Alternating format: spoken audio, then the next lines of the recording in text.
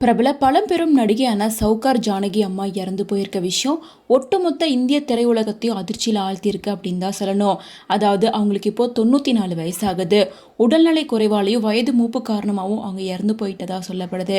கொஞ்ச நாளைக்கு முன்னாடி தான் அவங்களுக்கு இதயத்தில் ப்ராப்ளம் இருக்குது அப்படின்னு ஹாஸ்பிட்டலில் அட்மிட் பண்ணி ட்ரீட்மெண்ட் எடுத்துகிட்டு இருந்தாங்க.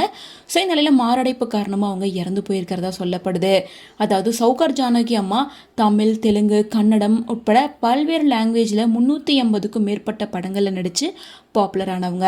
இவங்களுக்கு கலைமாமணி, பத்மஸ்ரீ உள்ளிட்ட பல விருதுகள் கிடைச்சிருக்கு. மேலும் இவங்க 1949 வெளியான சவுகார் அப்படின்ற படத்தில் நடித்தது மூலமாக தான் இவங்க சவுகார் ஜானகி அப்படின்னு பாப்புலர் ஆயிருந்தாங்க. அது மட்டும் இல்லாமல் இவங்க தமிழில் பல படங்களில் நடிச்சிருக்காங்க. எம்ஜிஆர், சிவாஜி கூட பல படங்களில் நடிச்சிருக்காங்க அப்படின்னே சொல்லலாம். குறிப்பாக இருக்கோடுகள், புதிய பறவை, உயர்ந்த மனிதன், படித்தால் மட்டும் போதுமா அப்படின்னு பல படங்களில் நடித்து பாப்புலர் ஆயிருக்காங்க. கடைசியாக இவங்க தமிழில் சந்தனம் கூட சேர்ந்து பிஸ்கோத்து அப்படின்ற படத்தில் நடித்து அவங்களோட 400வது படத்தை கம்ப்ளீட் பண்ணியிருக்காங்க. அதாவது அந்த படத்தில் ஒரு குட்டி கேரக்டராக இருந்தாலுமே ரொம்ப எல்லாரோட மனசுலையும் பதிகிற மாதிரி ஒரு கேரக்டரில் நடிச்சிருப்பாங்க அப்படின்னே சொல்லலாம்.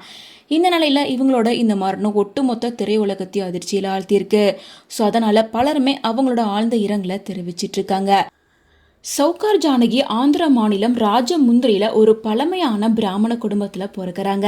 இவங்களோட சிஸ்டர் பேரு கிருஷ்ணகுமாரி. இவங்க தமிழ் மற்றும் தெலுங்கு சினிமால ரொம்ப பாப்புலரான ஆக்ட்ரஸா இருந்தாங்க. இவங்களுக்கு 2 மகள்களும் ஒரு மகனும் இருக்காங்க.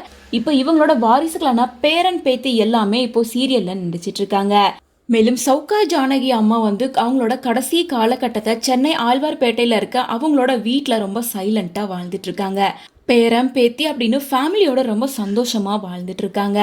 பிக் பாஸ் போன்ற நிகழ்ச்சியில ஸ்பெஷல் கெஸ்டாகவும் அப்பப்போ அவங்க ஜாயின் பண்ணிட்டு தான் இருந்தாங்க. இந்த நல்ல எதிர்பாராத விதமாக இன்னைக்கு அவங்க இறந்து போயிருக்கிறது பலருக்கும் வருத்தத்தை கொடுத்துருக்கோம். அவங்களோட உடலை இறுதி அஞ்சலிக்காக சென்னை தேனாம்பேட்டையில் இருக்க அவங்களோட வீட்டில் தான் ஒட்டுமொத்த சடங்கும் நடக்கதா சொல்லப்படுது.